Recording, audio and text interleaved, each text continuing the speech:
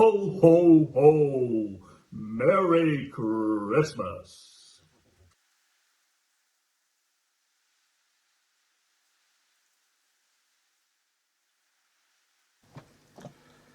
Hello from Scott and M.A.S.K Comics.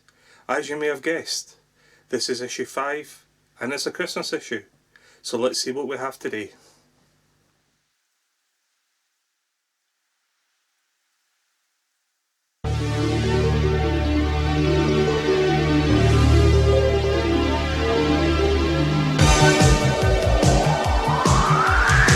Masked crusaders working overtime, fighting crime. Secret raiders who will neutralize soon as they arrive. The soundtrack is gonna lead the mission. Inspect from skies of supervision.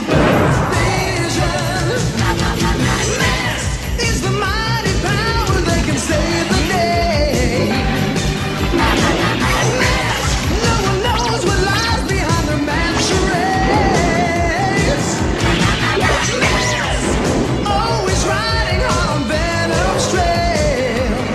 Come see the laser rays. Fight away.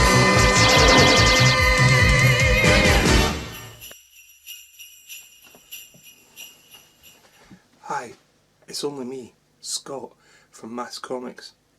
You're probably wondering why I'm being so quiet. Well, as you know, here at M.A.S.K Comics, we like to get you right into the heart of the action. But I think in this episode, I've maybe got a bit too close to the action. As you'll see, I'm in a completely different surrounding today from what I normally am. I'm actually in the cockpit of Concorde, which has landed on issue 5 of the M.A.S.K Comic UK. Now, you wouldn't know it was issue 5 because it doesn't actually say so on the front cover. It does tell us it's from the 20th of December 1986 to the 2nd of January 1987, and it also says it's a power pack Christmas issue. Now, because of the fact it doesn't say anything about being issue 5 on the cover, you have to be careful if you're buying this one, because a lot of people sell it to you as a Christmas special. The Christmas specials in the UK are normally a bit thicker, they have more pages, and they were generally more expensive than the normal comic. But be assured, this is just a standard comic, it's just issue number 5. Now on the front cover, what we see is, we see Cliff Dagger with his torch mask, we see Sly Rax with his stiletto mask, and we also see Miles Mayhem with his viper mask. And they're covered in Santa out fatigues to make them look like they were actually Santas in disguise. Miles Mayhem is holding the pilot of the Concorde. I'm just lucky that I wasn't there at the time. Shh, I was at the toilet, so I wasn't caught. But on the back cover, you'll see what they've done to the Concorde. Miles Mayhem has used his viper mask to write the word Venom across it, and you'll see a lot of terrified American tourists on the back page. So what to do is come and join me on the inside and we'll see how the story goes. I hope you don't mind, but because of what's going on out there, I'm just going to stay here in this cockpit because I feel a bit safer, if that's okay. So we go into the comic and our first storyline is called Crisis at Christmas. So we see this beautiful Concorde flying towards Lapland, and as it lands, these American tourists are all departing, as we see 3 Santa Clauses being pulled in their sleighs with reindeer. And one of the tourists is asking her husband to get the video recorder out to record this beautiful scene. Then we see Concorde landing back again at Heathrow Airport, but there's been no interaction with any human being. They can't understand what's going on. So as it lands and they board, there's no one on the plane. And then they go to the cockpit where I am, and luckily they didn't see me, so that's fine. But what's happened is the 2 pilots have been bound and gagged in the cockpit, and they try to explain what's happened with these 3 Santa Clauses that's turned up. So on the next page, what we see is, we see, similarly to what was on the front cover, we see Mayhem and his team dressed up in Santa Claus outfits, and they've got a hold of the pilot. And then we see the word Venom scrolled across Concorde, and the story of how that got there, that this acid had spat out of this gruesome mask that had been revealed when they brought back their shrouds. Next we see Matt Tracker with Dwayne Kennedy at the Peaceful Nations Alliance. And Mayhem doesn't want money, he doesn't want gold. What he wants is the unconditional surrender of the M.A.S.K team. So Matt and Bruce come up with this plan along with this person from the PNA, and we have this map and he shows what he wants to do. So they then get dropped off and then they have an hour's hike until they come across Mayhem and his minions. And his minions have got Jackhammer, we see Piranha. We don't see Switchblade at this point, but we'll see that in a minute. Mayhem barks an order that he wants them to take off their masks so they can see their faces. Then he orders for his team to open fire on them. And we see the bullets flying through, but they don't die. And then Mayhem comes to the realisation, well wait a minute, Brad Turner isn't here. And this is just a trick by Hocus Pocus. And then we see Matt and the team emerging from on top of some broken ice floes behind them. So let's see what happens next. So as we're standing there, we see Matt Tracker given an order, "You can come up now, Captain." And then we see this submarine coming through the ice floe. Now, for those of you who might have seen a film called Firefox, or if you've seen the G.I. Joe film, we've seen things like this in film. However, I believe that this did become before, well, it certainly came before the G.I. Joe film. So whether they got inspiration from that, I'm not too sure, or whether the film Firefox came out first and they've got inspiration from this, I'm not too sure. So what's happened is the panic ensues with the Venom team, and then we see a crane lifting the M.A.S.K team's vehicles out. Now all the while Jackhammer is slipping into the water and he's trying to reverse it back, and he's being barked at because obviously it's a four-wheel drive and it should be able to get back out of this ice floe. Now why the Venom team didn't fire at this point, I'm not too sure. Now what's happened is all the American tourists are in the chalet and they've already been told that there's a bomb ready to go off if they double cross the Venom team. So we then see Miles Mayhem out with the detonator trying to blow it up. However, the submarine has the latest technology on board and it's actually jamming all the signals. So Miles Mayhem tells his men to keep them busy, and he gets into Switchblade and takes off while his team are firing at the M.A.S.K team. So of course Matt Tracker then with Bruce Sato then get into Thunderhawk and then they take off. And then we see Miles Mayhem firing a couple of Stinger rockets from Switchblade. But he's not aiming at the chalet, he's aiming above the chalet. And what happens is as the rockets hit the mountain above and all the ice, and the ice comes crashing down with the idea of that it will come down and it will crush the chalet. However, Bruce Sato obviously has his lifter mask, and he uses his lifter mask to grab hold of all this ice that's falling down and save the people from the chalet below. So let's go on to the next page and see how we resolve this. So we then see Thunderhawk flying, and Bruce still has a hold of all this ice and rubble with his lifter mask, and he's moving it across. Then he lets it go and it comes down on top of Piranha and Jackhammer. But luckily Slyrax and Cliff Dagger manage to get out of their respective vehicles before their vehicles are destroyed. So then of course Mayhem has to throw out a lifeline to his team to take them away. Then we see all the American tourists on board the nuclear submarine heading for home and enjoying themselves on this nuclear submarine. Meanwhile, Switchblade's engine has frozen and they've had to land, and we see Cliff Dagger trying to use his torch mask to unfreeze the stricken vehicle so they can all get home, and we're left with an image of Miles Mayhem all frozen. So this obviously was a Christmas story, and I think it fits in quite well with the theme of M.A.S.K, and it fits in very well with the fact of it is obviously a Christmas comic. However, we knew from the last issue that we had some storylines finishing last week.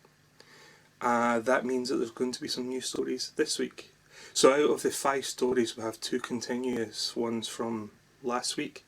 We then had space for 3 new stories this week.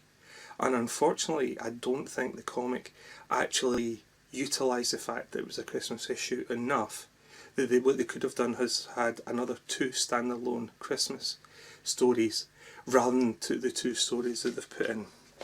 So in order to keep with the Christmas theme, I'm going to have to do this and create my own Christmas theme. So I hope you like it for the rest of the next part of this comic. So on the next page we continue on with the Great Head robbery, and this is the conclusion, so we know that this has been going on for quite a while. So the recap is that basically Mayhem and his team have taken the head of the Statue of Liberty, they've replaced it with another head, and what they've done is they've then installed jackhammer into the head, and it's been firing. So Matt Tracker just a ride last week on the back of Condor with Brad Turner and used its free fall abilities with his Spectrum M.A.S.K to land inside the Statue of Liberty's head. Unfortunately, Cliff Dagger wasn't as stupid as he looked, and he realised what was going on, so he was soon after Matt Tracker with his torch mask. Now for some reason Matt takes off his Spectrum mask in order to put Ultra Flash mask on to shine a blinding flash of light to disorientate Cliff Dagger. Then he runs at him, knocking him over so that he could get control of what's going on. Why he didn't just keep his Spectrum mask on, I'm not too sure, because obviously Spectrum is meant to be able to create shrill noises and do a similar thing. So Cliff Dagger falls back and is knocked unconscious, and Matt Tracker does the right thing and lifts him up and puts him over his shoulder, then goes to the lift so he can evacuate him. Then he gets onto Brad Turner, who's still flying about in Condor, and he tells him, give us 10 seconds to get down in the lift, then blow up this fake head on the Statue of Liberty to make sure that Mayhem doesn't get someone else to replace Cliff Dagger to come up and start using the gun turret of Jackhammer. So they escape. We then see Condor coming in and blowing up the head, and as the head explodes we see Jackhammer falling out. So they then land, we then see Matt Tracker outside, and Brad Turner has now landed Condor. We then see Thunderhawk swooping in. Now if you remember, Thunderhawk was damaged and Buddy Hawks had a team of people working on it. So Buddy Hawks lands and explains to Matt, look, you need to get going because basically Miles Mayhem is loading everything onto a container ship just now and is trying to get away. So we then see Miles Mayhem and Sly Rax debating as everything is getting stored upon the cargo hold. Matt Tracker flies away. Then as he gets there, he then drops a bomb, and the bomb goes down inside the funnel of this boat that has venom emblazoned on the funnel. We then see Thunderhawk swooping in, all guns blazing, and this boat is getting blown up. We then see Sly Rax saying to Miles Mayhem, well, we need to get out of here because obviously, you know, the boat's gone, so everything's gone, we need to save ourselves. And we see Miles Mayhem saying, well, let's at least try and get £1 billion of the pounds. But Thunderhawk swoops in again and starts blowing up the money. They then manage to escape, but the rest of the Contra World people who have been helping them are all captured. Then fast forward a little bit later, and Matt Tracker receives a phone call from Scott, his son. Scott's been at a junkyard trying to look for spare parts for T-Bob to repair him, and it turns out he just conveniently found the head of the Statue of Liberty. Now, why no one else had found this that worked maybe in the junkyard, not too sure. We don't find out what happened to Cliff Dagger because obviously he was knocked out, and Matt Tracker did bring him down out of the Statue of Liberty. So has he been arrested? We don't know. You would have thought that it would have been. What we then do is we turn over the page and we come on to this new story called Kamikaze. Now, like I say, it would have been nice to have another one-shot standalone issue Christmas story, but we've not. We've gone straight into another serialised story because we know that it's part 1 and this one is called Kamikaze. Now, many of you in the M.A.S.K community will know David Pugh, who is actually one of the artists who worked on the M.A.S.K comics. This, I believe, is the first of the storylines that he drew. So let's see how we go on. So we're at this computerised factory, and someone's getting shown around and being told that this place is impregnable and nothing's going to get in, and we've got all this wonderful security. This reminds us a bit of a storyline that we saw in issue 2, when Matt Tracker was similarly being shown around a computerised place where robots were being built, and we had all these robots going about. Yet Venom still managed to break in and steal some of the droids, which we'll come on to later on in this issue to discuss. So then all of a sudden things start happening and walls start coming down.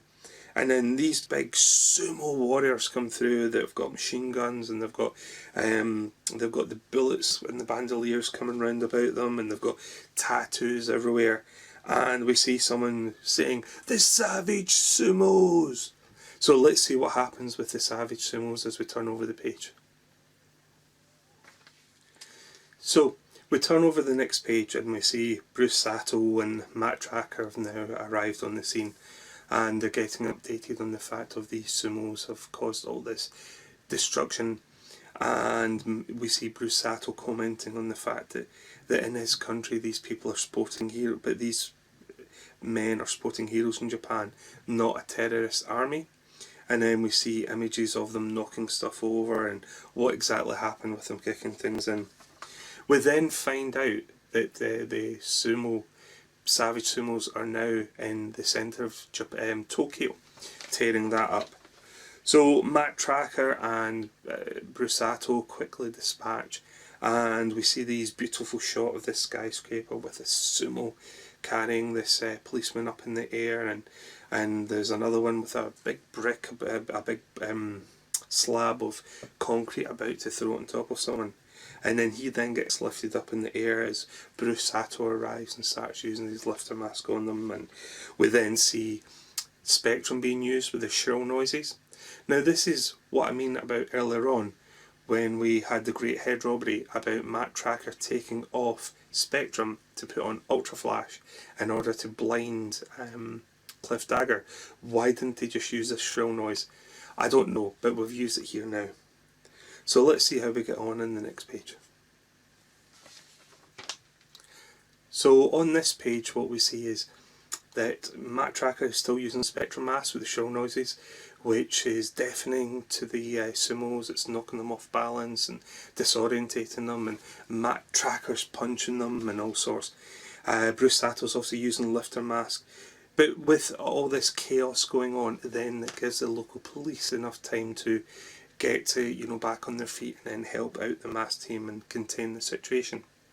We then move to rural Japan, and we come across this character called Hyde Taddy. And what happens is he's in a conversation with Miles Mayhem. Now this is quite much a theme of the UK M.A.S.K comics, that quite often Miles Mayhem will be working with an outside source.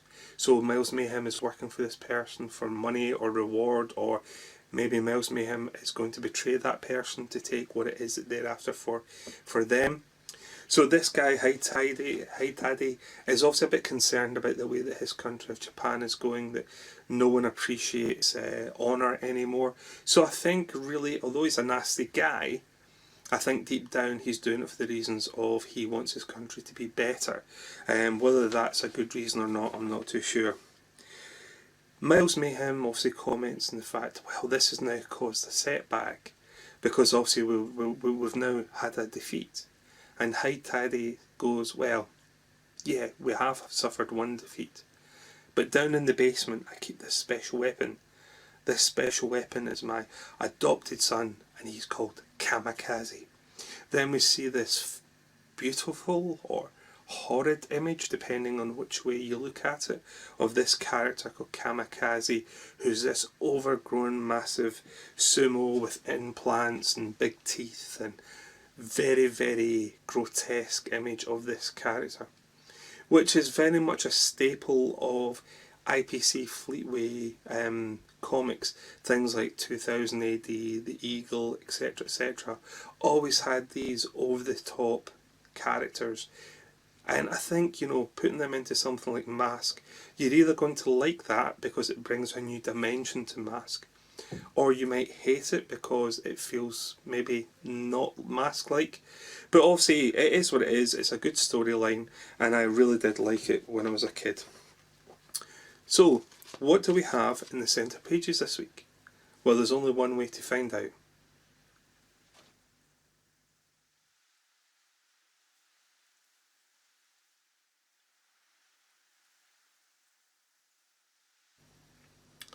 Oh man, this is brilliant. So, a couple issues ago, I'm driving about in Rhino. Last issue, I'm flying Condor. This issue, I've got the main man here, Dusty Hayes, driving about in Gator. This is just absolutely fantastic. So, obviously we've reached the centre pages, and what other vehicle could we be driving about in other than Gator when Gator is this week's centre spread? Now, Gator, brilliant, love it. Obviously it's a Jeep Wrangler, and we have the hydroplane that comes out, and I think this image is just really good of the hydroplane coming out of the shell of the Jeep. The only thing I would say is it does look very much like the artwork from the box of the toy, and in fact the image of my mate here, Dusty Hayes, with his arms straight out, does look very much like the box of the toy with the arms sticking out. Very rigid because it was a limited movement of the toy that we had. So we have the pilot Dusty Hayes with Backlash, and we have the co-pilot of Honda McLean with Blaster. Now, at the time when the toys came out in the UK, Honda McLean was part of a 2-pack with the figures, but at this point he didn't actually come with a vehicle. So I think what they've done in the UK M.A.S.K comic is they have made him the co-pilot of Gator because he didn't have a vehicle, or he didn't have a playset that he came with. So with the toys, so they had to fit in somewhere. He wasn't just some random dude that just walked about with Blaster. We had to give him a vehicle that he was a co-pilot of.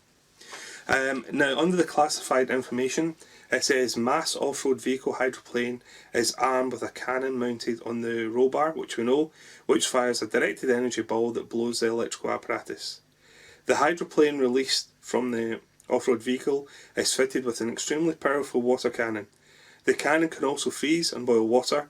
In addition, the Gator hydroplane carries a depth charge which creates a tidal wave or whirlpool and that can part water. Now, I think realistically, Gator is probably one of everyone's favourites. It really is. You know, you probably got Condor first as your first toy, but Gator would probably be a close second or third or fourth toy because it wasn't maybe quite as expensive, say Switchblade or Boulder Hill or Rhino to buy. So it was probably in that price bracket whereby most kids would have had it when they were younger. The one thing that has always confused me is how did the hydroplane ever get back into the shell of the Jeep, or did it not? I don't know. But it's a great vehicle anyway, and I'm enjoying having this guy as my driver. So I'll catch you soon. So I hope you don't mind. I've got my mate here. We're just going to stay in Gator for the rest of this episode, if that's alright with you. So we move on to part 4 of Monster Mountain. So in the last issue we have had the top blown off of a mountain. This giant of Gishmael has came out, and Miles Mayhem is now ready to try and take control of this giant to get it to do his bidding. So we see him putting on his Viper mask, and he goes running after this big giant, and he uses Viper to spit some corrosive poison at it in order to take control of it. As we go on to the next page, this is where I do have one slight bit of an issue with this storyline. What it says is, now, by secrets learned from ancient papyrus, the Venom Leader uses a new and secondary function of his mask for telepathic transmission. Telepathic transmission from his mask. That's one thing that I'm not too keen on it. Sometimes the writers, like anything, I mean, we always remember Knight Rider when Kit used to always get an upgrade, that particular episode that was used that episode, then never seen again, or Airwolf would get an upgrade and then it get used that episode, never to be seen again, etc, etc. It's just a shame that we had to use that sort of philosophy in M.A.S.K to get the story across. I'm sure there might have been a better way of doing it. But anyway, he uses this telepathy, and he tells this giant, look, there's an abandoned building round there, I want you to go and destroy it because I want to be able to see what you can do. As he does so, he then says, right, let's get Jackhammer and Piranha moving so we can go and have a grandstand. And we then have Cliff Dagger going, but what about the opposition boss? They've come close to someplace. We then see inside Thunderhawk, so we've still got Matt Tracker, Scott and T-Bob flying about in Thunderhawk. So basically they fly off, and then we see, which strangely relates back to the last comic. In the last comic we saw Dusty Hayes, great guy, and we saw Hondo McLean, but for some reason in the background it was Condor that we saw, and we didn't quite understand why it was Condor rather than Gator, and if Condor was there, where was Brad Turner? So we get a bit of an explanation. So we then have Dusty, my mate here, saying to Hondo, will you take Gator, brilliant vehicle, recommend it, and I'll take Condor. It is a bit confusing, I don't know why, but anyway, I'm sure that we'll see why in the next couple of pages. So on we'll go. So as we arrive on this page, we see Dusty and Condor, and we see Hondo and Gator speeding off in the distance. Then we see the Venom team standing back as the giant approaches this building and starts demolishing it, and obviously he's massive, so he doesn't take any time at all to destroy this building. Then we see Mayhem gloating about how wonderful this is, until we then see Cliff Dagger going, but M.A.S.K here, M.A.S.K here, and then we see some of the vehicles coming up this hill. Then we see Thunderhawk flying overboard. So Cliff Dagger jumps back into Jackhammer, and then he starts firing his cannons at Gator and Condor, which causes them to split up, and then we see Condor kind of coming down, bumping down hills and stuff, and coming out the way. But because they're now in different areas, because Condor had to take a different path, they're now coming in from a different direction. Then Dusty Hay spots a new danger. He spots Rax with his stiletto mask on, getting ready to fire at Hondo. So what he does is he gets his brilliant backlash mask here to fire at him, and then we see basically Rax getting blown over with the sheer force of the backlash mask. Meanwhile, he's already activated Stiletto, and the Stiletto darts going everywhere as he's tumbling down. So let's see what happens on the final page of this story. So on the next page we have the monster now trying to throw buildings at Thunderhawk in order to get rid of Thunderhawk. Then we see, we saw in the last issue Matt giving orders to Scott about arming weapons and dropping bombs, and we see a similar thing again about, yeah, we need to get this bomb ready, we need to get these lasers fired, etc, etc. What then happens is Miles Mayhem now decides to go and take ownership of Piranha, and the rest of his team's a bit worried about, oh, you're not running off on us. Meanwhile, Cliff Dagger is in Jackhammer and knocks over Sly Rax and everything's going wrong, and Mayhem shouts back, no, I'm just using Piranha to go back and get Switchblade. Well, if you're going back to get Switchblade, why not just take Rax with you, or get Rax to drive and you go in the sidecar to get there? It's all a bit confusing. But obviously that's the end of this particular story for this issue. We then turn the page and we've got the usual advert with Rhino and Switchblade firing at each other. So let's see what we've got over the next page. So our next page features the usual letters page. We've got a couple of drawings on there. We've got one from an Adam Achu of Hasselmere of Condor. We then have another picture down in the Venom section of a new mask that someone has designed.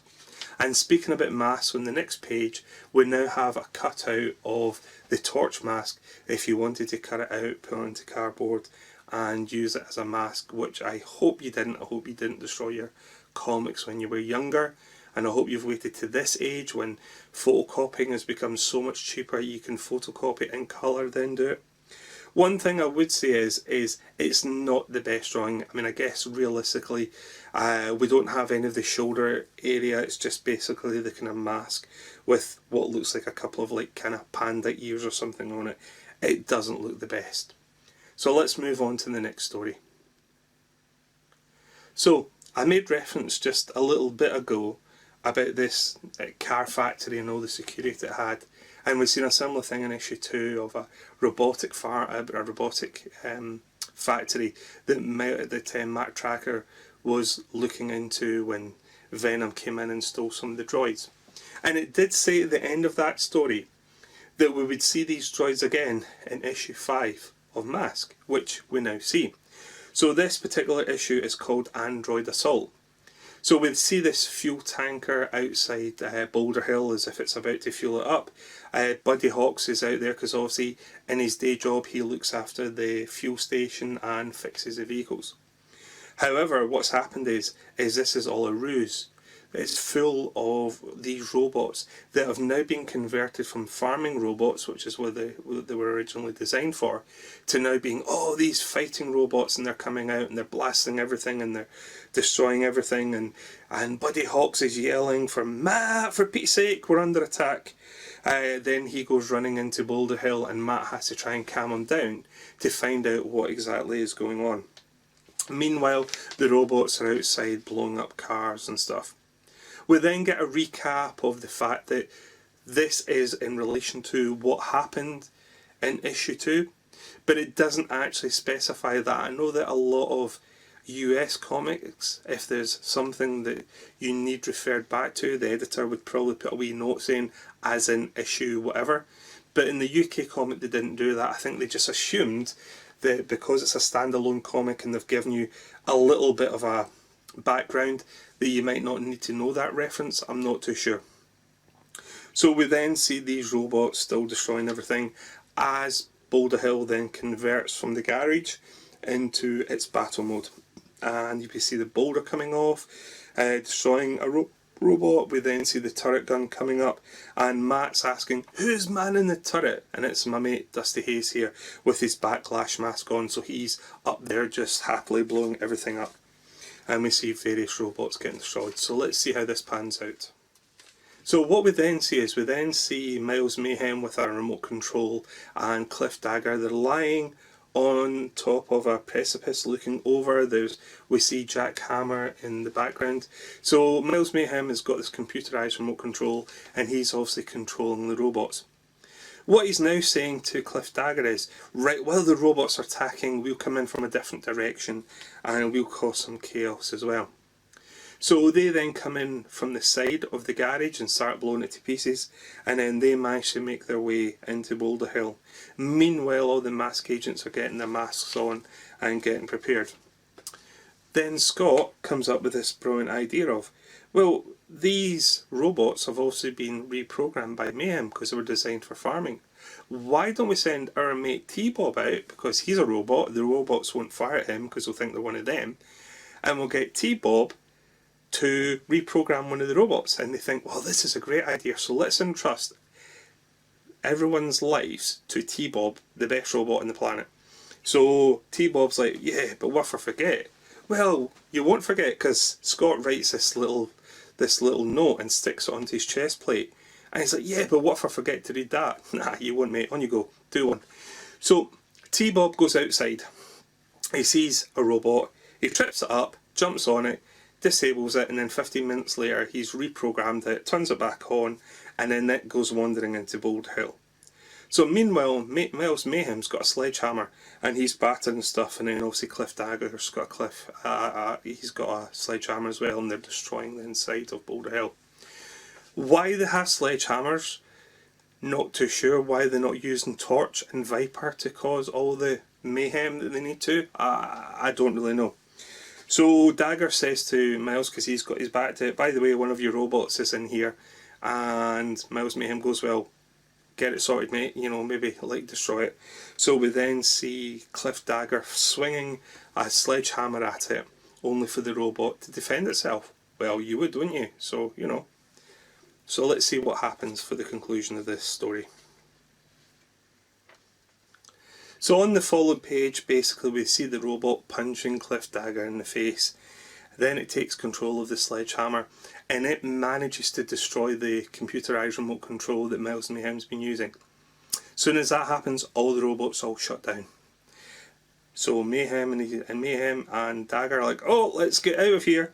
So they manage to get into Jackhammer and escape, and all is fine and well for another week. Then on the very last of the internal pages, we then see Rhino battering through, and it says Impact, big bold picture of, you know, it coming through, and a couple of guys shooting at it. So we'll have to wait till the next issue to find out what exactly is happening here. So all in all, it's another good issue. But my biggest problem, like I say, is they had 3 potential stories that could have been Christmas related. They made a big deal of making sure that you knew it was a Christmas issue with the Santa hats and the Santa beards and everything.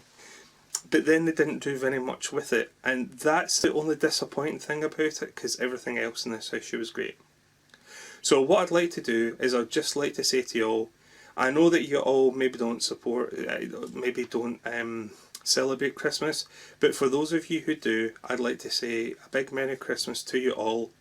Have a Happy New Year when it comes, and I hope that Santa is good to all of you. Catch you for now. Bye.